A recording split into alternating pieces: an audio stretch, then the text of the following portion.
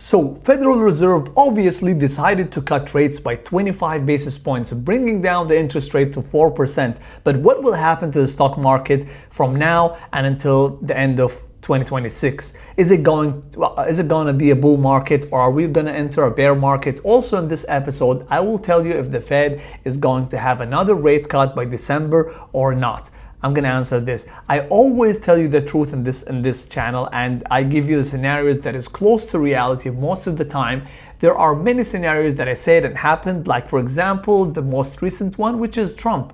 Trump was when he said that he's gonna impose the 100% tariff on China, and I told you that he was bluffing when the market crashed that day. And also I told you that the Fed will not cut 3 rates this year as promised because of inflation rate is still relatively high.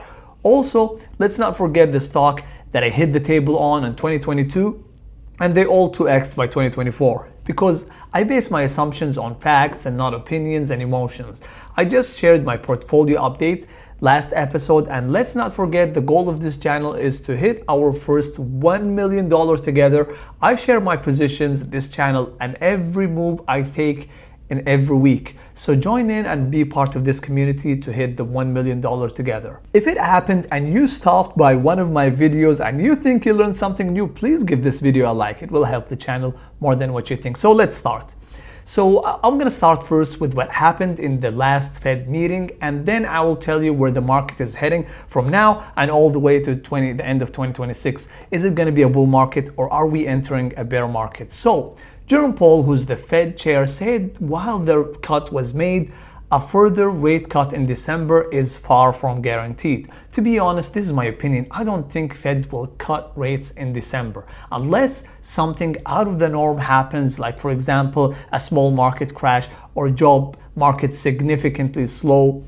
If we continue with this pace, I don't think the Fed will cut rates by December. After this meeting, Treasury yield rose and dollar strengthened.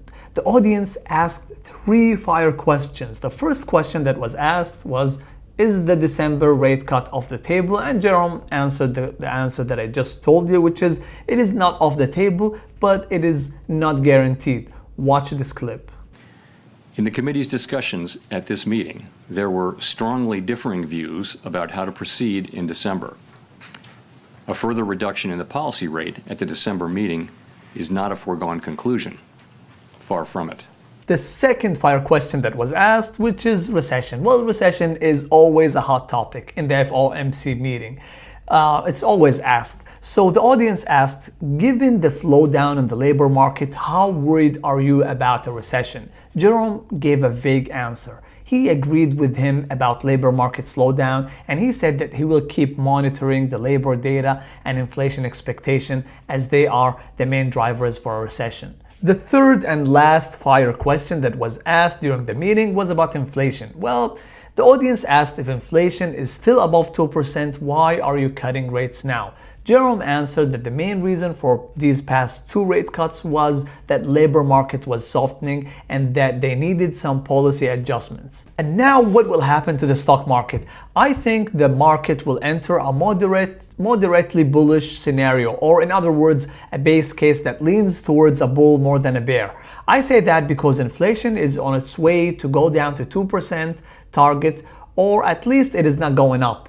And this means that the Fed is more likely to cut rates by 2026 than to hike rates. Let's also not forget that Powell's term will end in May 2026. Trump wants to lower rates and has publicly criticized Fed for not cutting them faster. So Trump will replace Jerome with someone who will make faster moves towards rate cuts sometime in late 2026. Another reason is that we are getting more clarity about tariff, especially that Trump is finalizing the amounts of tariff on each country. And let's also not forget that Trump just met with the Chinese president and finalized the amount of tariff on China. So the year 2026 will be a more clear year compared to 2025, and stock market loves clarity and hates uncertainty. We saw how the market reacted back on March 31st when Trump announced tariffs.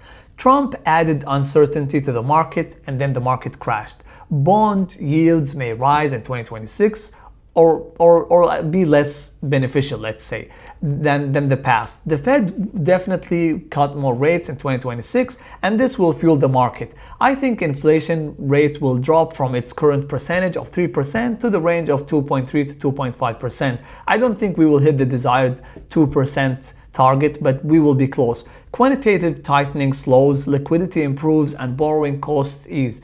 Tech and AI companies will continue to lead the market and grow even more. Energy, material, and healthcare will remain stable. But here's the thing, it's not a financial advice, but if you have been waiting for the market to crash, it might not happen anytime soon with Fed cutting rates. I used to be one of those guys waiting for the market to crash so I can go all in. But the market just kept going up and up and up while I kept waiting for that life-changing crash.